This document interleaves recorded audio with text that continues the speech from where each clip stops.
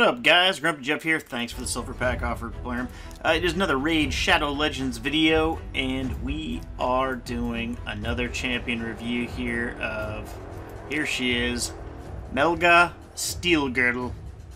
I was really stoked about this champion when she first came out. I was super stoked when I pulled her, and I'm really excited to have her in there. First, we're going to go over some basic stuff about her. We're going to pop over to the skills. You don't need to book these. There are some real perks to booking them. I did book them. I booked them all the way, but I didn't want to book them all the way. This one, the A1, I didn't even want to book at all. I mean, but the game being what the game is, I put one book at a time to try and walk them in to get all the extra shield and the cooldown on this, and the 2 cooldowns on this, and what do you know ended up happening? I filled up the A1 before either one of those filled up. That's just the way the game tends to roll sometimes, so not much you can do about that, but now you're going to see a fully booked Melga Steelgirdle. But let's look at the moves anyway. So A1, we have the attack one enemy, 50% chance of removing one random debuff from a random ally. Cannot be her. So kind of like your Doom Priest. Except in her chance now it's 75%, and Doom Priest I think is 100%. So I mean, Doom Priest-esque.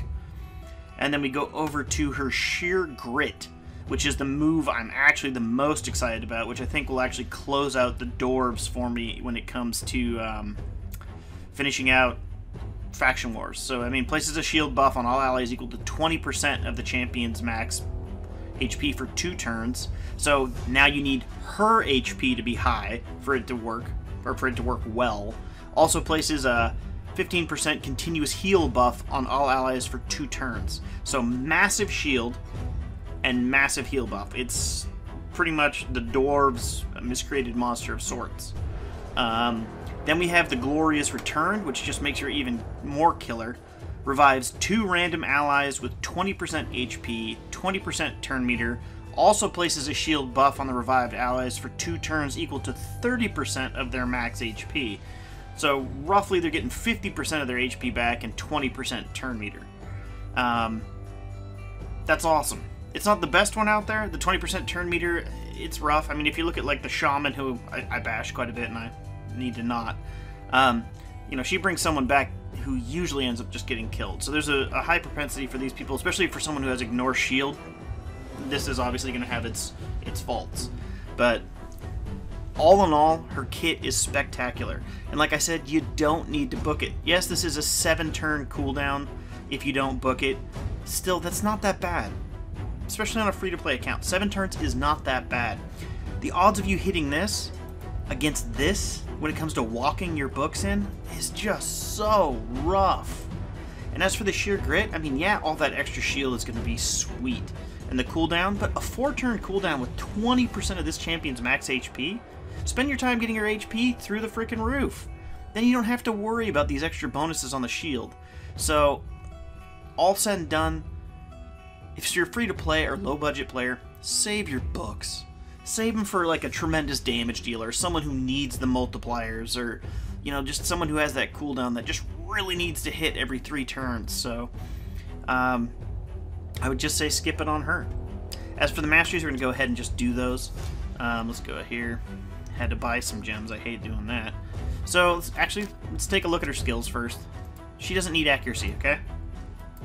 Doesn't need it. There's no reason to put any accuracy on her, so we're going to the Masteries, but we do want the shield extensions, right? We go over here. We're going to go ahead and unlock. We're going to start on that side. And it's going to take about 78 minutes for anything, because I hit the wrong button again. I'll be right back. Alright, I've probably done that in about half the videos I've shot. Get all scrolls. So we get the extra 810, which everyone's super excited about. I know how much you're excited about that. And this is what we want here. Increases the value of shield buff. Yeah, now we're talking. This is the heal. Yeah, we don't have heals, but we have 15%, so I don't know, does it work on the revive? I don't know. Not worth it. Increases the amount of healing and the value of shield buffs places champion by 10%. So we go ahead and pop that one on. Then we have increases the amount of healing value and shield buffs placed with the champion if they're under, you know, something that they need to be helped out of. And then we have the lasting gifts, extend everything. Which is perfect for her because she doesn't place any of these 3, so it's 100% all gravy on that one. And then I'm going to put her in just a standard smacker type set, and we want to do it for clan boss as well. Because even though she has a poor rating on clan boss, I believe she has a 3.5 or 3.6 at the time of shooting this video, it's always nice to have a champion who can smack. Yeah, why not? Why not? We'll do ambush as well, because it's fun. And then we'll do cycle of violence, so we can try and get that up. And then blood shield. Do I want the blood shield? Nah, I'll do damage. So there's the Masteries set up. We're going to go ahead and start running her. It's a tough one to run her. You know, you don't want to go straight into Dragon like I usually do because it's the wrong affinity. So we'll start out with Ice Golem and we'll work our way from there. Alright, first off we're going to see if her shield and all of her stats can help this Mega Hitter team survive the nastiness that Ice Golem can lay down there. Because I'm sure some of you have played that where all of a sudden you're hitting so hard that it's just too hard. And you just get wiped. Because all of a sudden he does his moves back to back, boom boom, and then you're just toasted. Or at least enough of your team is toasted that you just can't recover. Alright, so let's go ahead and see how hard she hits against one of these champs here. Put it in slow-mo. Boom! 15,000. That's on her A1 with just decreased defense. I mean, that's a solid smack. I mean, it's not going to look good following, you know, anyone else, but real solid hit. Just all around good. For what she is. And now I did build her out with crit rate and crit damage and all that kind of stuff. But again, nothing over the top when it comes to her build. 18,000 there. Yeah, she's a good hitter. As I think the dwarves should be. I mean, just classically in any kind of lore, all the dwarves seem to hit pretty darn good. Alright. See if we can't take out these dogs before they go ahead and wipe us. Ooh, that's not great. She'll finish. He's gonna go again, so we'll just go ahead and take some health off of that one. Almost. Take him out. Yeah, take that, doggy. Sit down, boy. Alright, I'm just manualing it just so we can kind of see. Or not so we can see it, so I don't waste all my moves going in, because I want to just try and get that shield up and then see if we can get the Ice Golem to just boom boom slam us double time. Alright, so we definitely know, I don't think he might get it, yeah, right off the edge. So Frigid Violence. Boom! Okay, well there you have it. Need to put the shield up first, Jeff. So let's go ahead, I'll get back to there and we'll see what happens. Alright, we're back. Let's see if we can do this a little bit smarter, not just do complete stupid. Although that was fun. Definitely enjoyed that. That was ridiculous. Just a one and done. Good night. But that is the problem when you have nothing but glass cannons. Alright, so we're going to go ahead and pop up this shield. And we got the heals there. He might go down, which is kind of a little bit of a worry, but not too much. The block heal is not great. So there's the Frigid. So there you go. There's your back-to-back hitter. Didn't quite get the team to survive. I mean, it is super squishy. And we had missed 50% defense there when you have both his adds up. So that is something to be wary of. Didn't I hit the A3 there? Felt like I hit the A3 there, but she's still kicking. She's doing just fine. The shield was nice. Alright, here we go. This is definitely going to wipe everybody.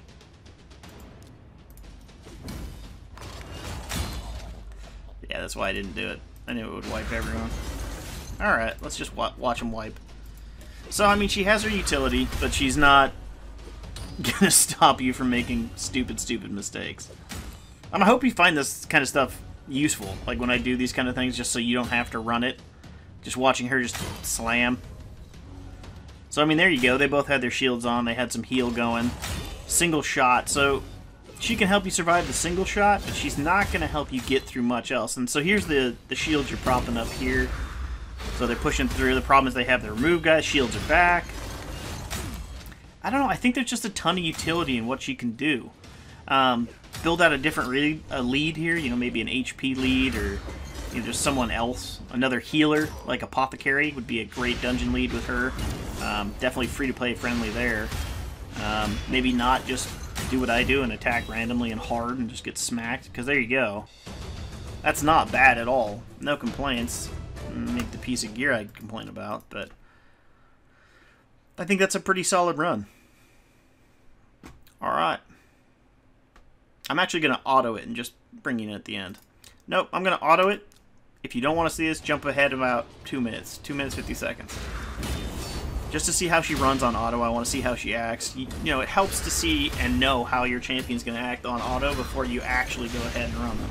I've talked about this once or twice before, because you can build a perfect team that when you manual it, wins every time, and all of a sudden you run it in auto, has a 10% success rate. Just because they don't know how to act.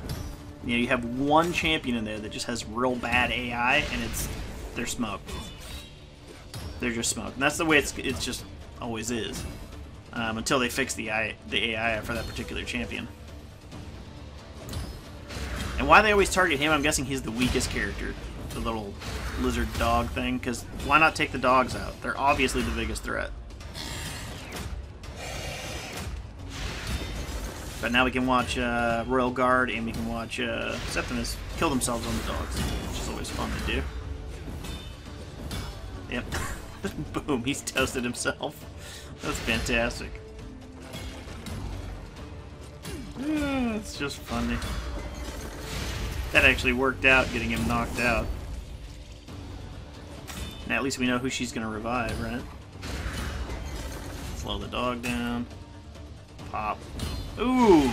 All three. All three of the heavy hitters. Down by contact. Glorious return. Kind of fun to watch to see. Like, she's actually keeping this team kind of together. The shields, the heals. I like it. I think it gives her a lot of utility. Minute 40 run to the boss, so what was that, a minute 30 they got here? That was stupid. But, what are you going to do? So this is where it all comes down to. Can she survive the onslaught? I'm saying not a chance. Glorious return, but nothing for her. He's toasted. Oh, why go after him? That is interesting. Well, there you have it. 2 minutes, 7 seconds, they died. Any kind of other heal in there, Apothecary in there, take out one of these Septimuses or put in just some regular damage dealers, and you got yourself probably a 100% kill team. Running this dumb team that I threw together, probably 10% success rate on auto. So there you have it. There she is. Let's go ahead and take her over to Fire Knight, where she actually rates pretty low. I want to see how she can do that. I don't understand the rating. Alright. So this is my current Fire Knight team, which is pretty good. I mean, to say the least. But let's just pull them all out. I'm going to keep her in there because she's not a big hitter anyways. We'll go ahead and we'll add our Steelgirdle in there. And then we'll just pop in some other characters that maybe you have. Maybe 2 Cold Hearts? Or is that too cheaty? Just 1 Cold Heart? Yeah, it's probably too cheaty to have 2. And then we'll put her in there.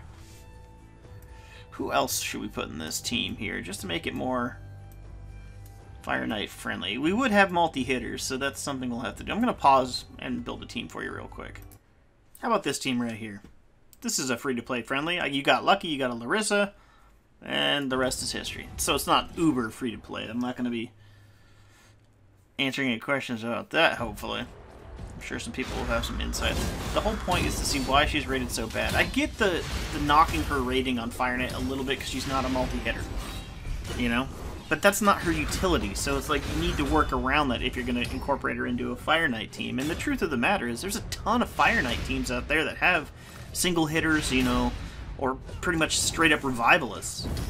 So giving her a 3.6 or 3.5, whatever the heck it was at the time of this video, which is one of those two, it just doesn't seem correct. She's keeping him alive. You gotta watch out for Errol, obviously. He's the big, nasty threat. If he goes after her, which he won't, because of her, you know, his stealing their buff is what can really screw you up.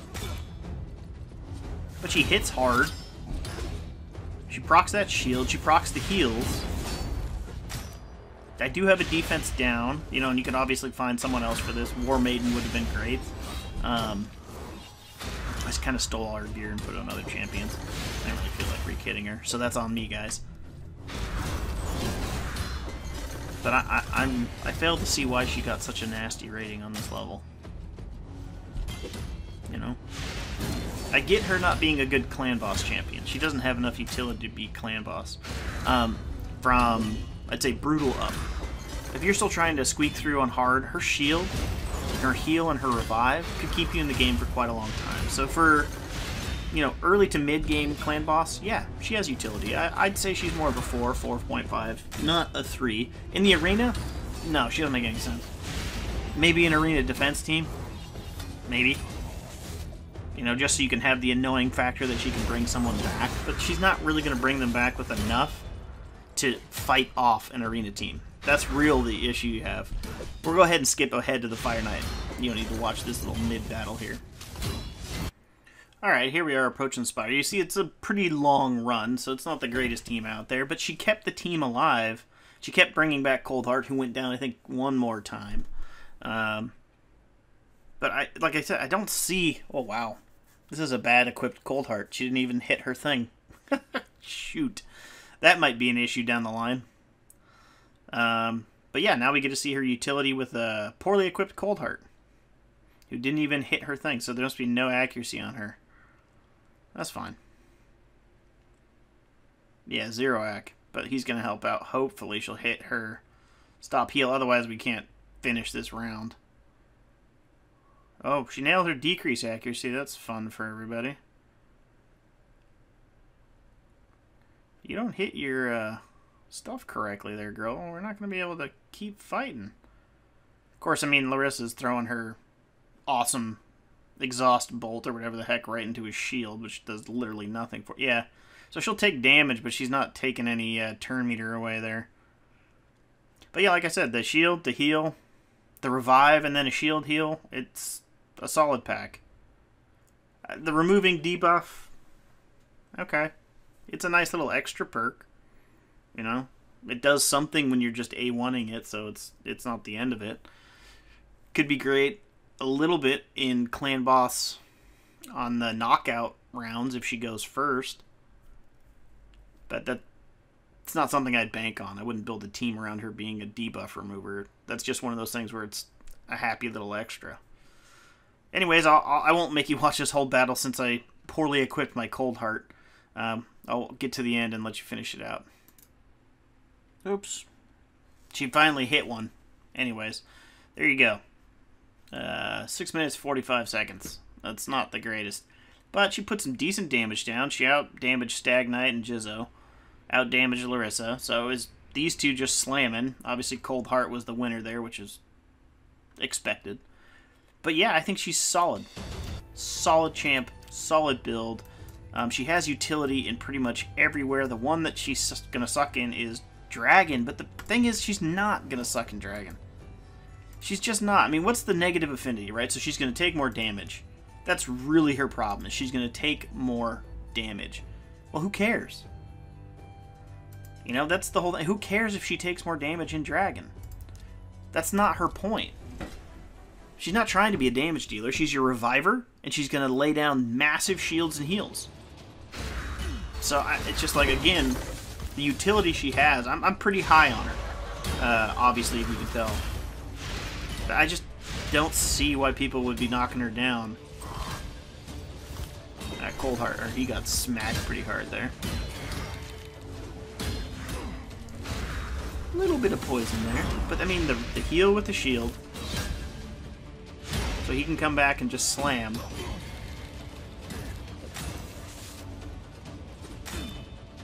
Yeah, I mean, obviously, terrible shot.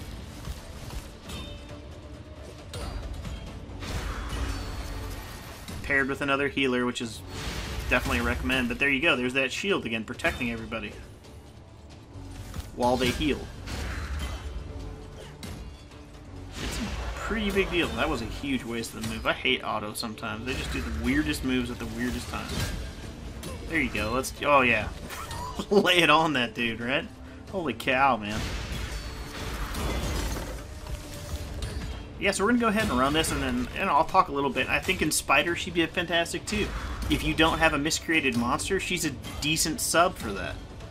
You know, you need that shield to kind of make your bait champion, or whoever your main target champion is, have a little more poison buff.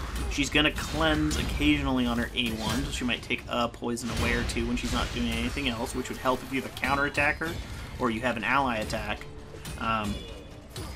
Champion, because she would help out with that quite a bit. She's going to revive the guy when he goes down, put a shield on them, and then be able to heal and shield them again. Ooh, this one's a tough one. But those Hordens are always tough, man. They get you pretty good. They get you good. Which I don't understand why they never target them. They always target who can do the most damage against, it seems, rather than who's going to do the most damage to them. Alright, bring them back. I think it's on. Not yet. Next turn? Enough poison on that one. Glorious return. Nice. So we made it. Survived that. Yeah, I'd give her a 4+. 4, maybe 4.4 on this one. 4.5. I think I have yet to do it by 0.5, so I give her 4.5 on this. Because yeah, she's not going to do damage, but she keeps this team alive. This team is squishy as heck. She's the only part of the team that isn't squishy, and she's negative affinity, so I mean that says quite a bit.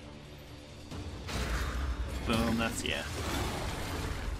Let's see if she takes a debuff away, shall we? Huh? There you go, remove the debuff. We did it, guys. We made the video so she could actually remove a debuff. Applause to me, applause to you, applause to the dragon. Thank you so much for participating. We couldn't have done it without you, big guy.